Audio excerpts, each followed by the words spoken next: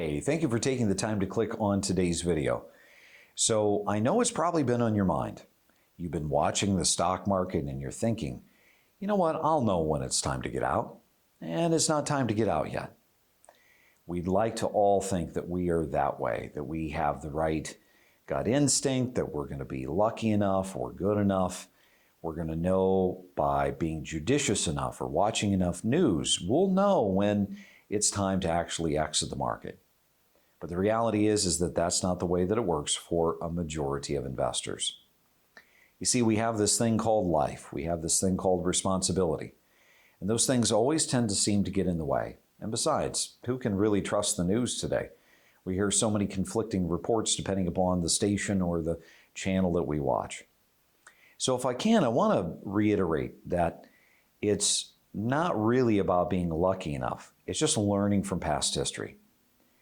You see, we tend to think as investors that if a stock is dropping, it's because a majority of investors are wanting to get out. And the opposite is actually true. Way back in the day, we remember Yahoo. Yahoo, one of the greatest search engines of the world, even still today in our lives. And one day, Yahoo stock dropped 13%. Now, 13% in one day is a pretty large drop. And you would think, oh, well, you know, a majority of Yahoo shareholders decided that they were going to bail. But that wasn't the case. Only 10% of the shareholders decided to exit Yahoo. And just by that small minority of shareholders leaving Yahoo and selling it, that's what caused the Yahoo stock to drop 13%. So precipitously in one day. So what is the message here? The message is this. Timing the market is a very dangerous game, and it's a game that most people lose. So we want to be more purposeful. We want to have a long-term objective, looking at our money and making certain, number one, that it's diversified. Now, why is this important?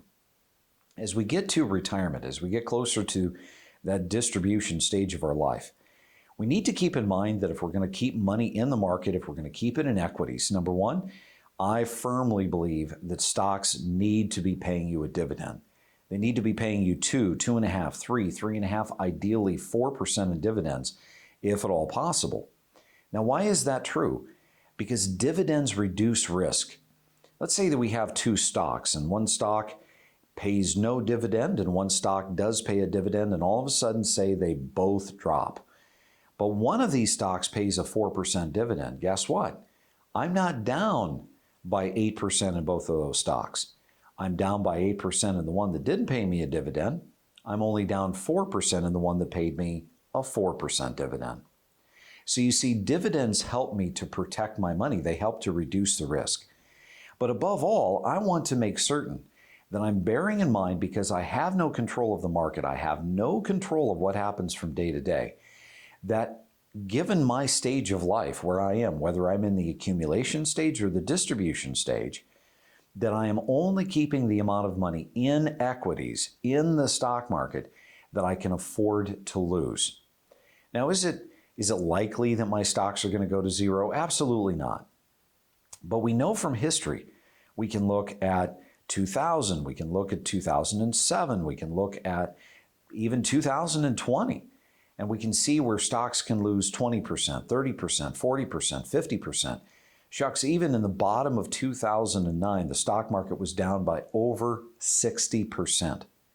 So the message is, whatever money you have in the stock market, you want to make certain that if you cut that balance in half, you would still be able to survive. Yeah, you may not be able to feel good about it, but it wouldn't upset the apple cart. It wouldn't force you into a position where you had to now delay your retirement.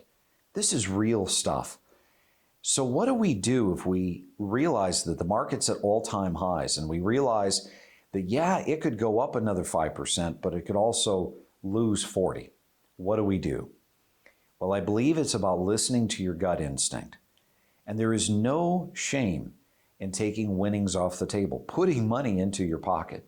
If you've realized some good gains, putting those dollars into your pocket and making certain that now they are yours, they are realized instead of just unrealized gains, but they are realized gains, that is meaningful. That's something that you can work with. But what do you do with that? Well, this is where we have to go back to the basics of investing our money and doing it very purposefully. I believe that part of our money should be in equities, but a majority of our money needs to be focused on producing income, interest and dividend income. And this is where fixed income investing comes into play. There is a universe of tools that exist within the fixed income world. I don't care if it's bonds or preferreds or business development companies. I don't care. If those are things that we can invest in that have less risk than equities, and they have a good sticky interest rate or a good sticky dividend, that's interest and dividend income I can spend. But let's not stop there. Let's also make certain that we have at least some degree of our money that is insured. Now, the insured category is obviously very boring, right? It could be government bonds, it could be bank CDs, it could be shucks fixed interest annuities or indexed annuities. There is a universe of things that are insured and safe. But the reason we're putting our dollars there is not because we're trying to make double-digit rates of return. We're putting our money into that safe category because we want it what? We want it safe. We know that we don't have control over so many things in life. And we know that, you know what, the market is a very topsy-turvy world. So just knowing that we have some money that is absolutely insured, it's going to be there, all of our principal plus our interest. Somehow, some way, it just seems to make sense to so many of us. Knowing that we can sleep at night, we don't have to worry about that money. So I hope that this has given you a little bit of an unction, a little bit of thought to understand that as you get closer to that distribution stage of your life, you need to really be assessing where you have your money and whether or not, if you sustained a big loss, if it would really upset your plans, if it would change the course of your life just simply because you lost too much in one particular type of holding. So remember, it's up to you to make today a great day. I'm Matthew Johnson, and if I can ask, I'd like to ask one favor. If you like our little videos, please go ahead and hit the thumbs up. If we've earned your titleship or your viewership of this video and you like these little videos, I encourage you. Please go ahead and hit the subscribe button and that little bell, and we'll remind you every time we have a video. And please share this with your friends. Sometimes friends appreciate a message, an outside perception of how to invest. And this may be the very message that they need to hear that they've been struggling with. So thanks so much again, and make it a great day.